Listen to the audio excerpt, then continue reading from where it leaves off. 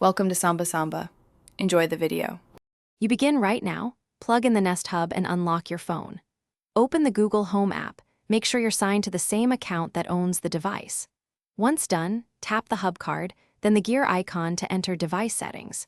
You need the new network SSID and password ready because the hub won't search if details are missing. This step starts the process. It moves the device from passive to configuration mode so it can accept the new Wi-Fi credentials. Now you'll remove the old network and add the new one.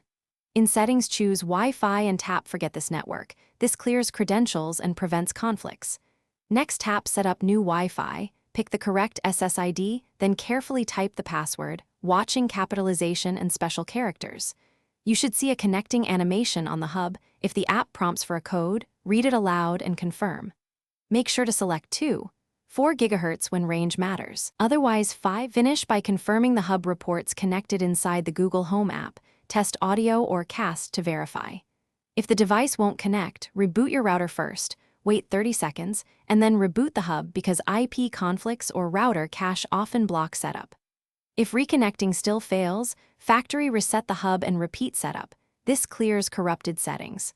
One key troubleshooting tip. If you get persistent failures, temporarily disable router, MAC filtering, or guest network isolation.